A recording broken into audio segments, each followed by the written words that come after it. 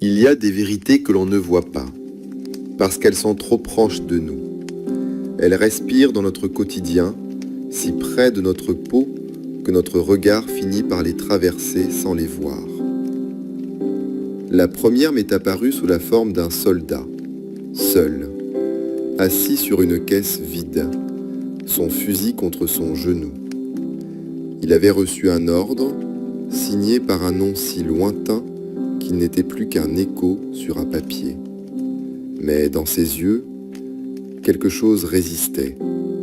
Une hésitation minuscule, mais immense en conséquence.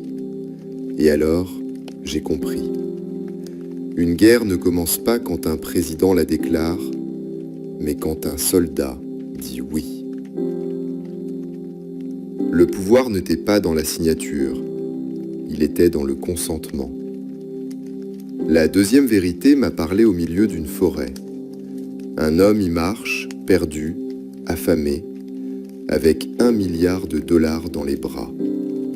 Les billets glissent entre ses doigts comme des feuilles mortes. La forêt ne s'ouvre pas pour lui. Le vent ignore ses richesses.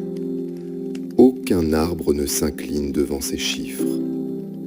Et soudain, l'évidence tombe comme une pierre claire. L'argent n'a jamais nourri personne. Ce qui nous maintient en vie, c'est l'air, l'eau, la terre, la lumière. Tout ce que le vivant donne sans contrat et sans inflation. L'argent n'était puissant que parce que nous lui avions offert notre croyance collective. La troisième scène s'est imposée comme un miroir. Un roi assis sur son trône, la salle pleine, les têtes inclinées, les genoux pliés. Il croyait régner, mais un jour, un homme resta debout, puis un deuxième, puis 10, puis 100. Le silence devint plus fort que la voix du roi, et le roi comprit, trop tard. Il n'avait jamais gouverné. Il avait été autorisé à gouverner. Son pouvoir n'était pas un pouvoir, c'était un prêt du peuple. Et ce prêt venait d'être retiré.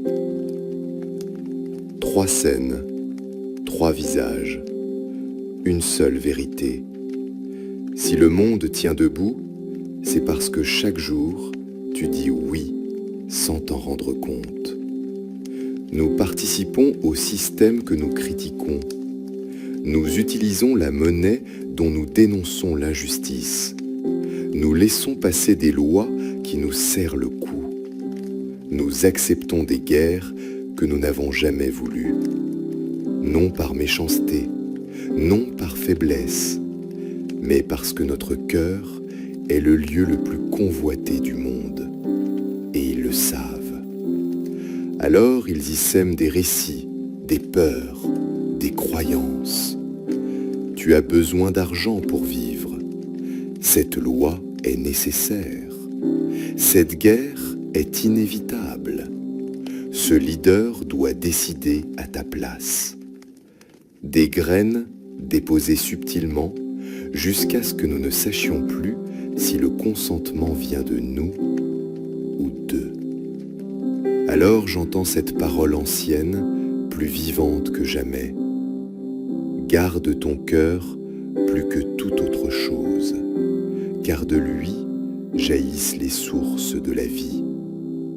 Tout commence là, dans ce jardin intérieur où naissent les gestes, les pensées, les peurs et les oui silencieux qui façonnent le monde.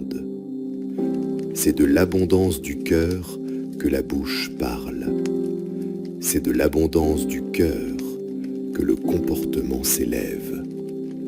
C'est de l'abondance du cœur que le consentement naît. Alors sois vigilant, non par méfiance, mais par sagesse. Ce que tu laisses s'enraciner dans ton cœur finira toujours par fleurir dans tes gestes. Et ce qui fleurit dans les gestes devient un système. Et ce système devient le monde. La vérité était simple. Elle attendait seulement d'être reconnue. Le véritable pouvoir n'est pas là-haut. Il est ici, dans le cœur des hommes. Partagé dans l'amour, à intégrer selon ton discernement.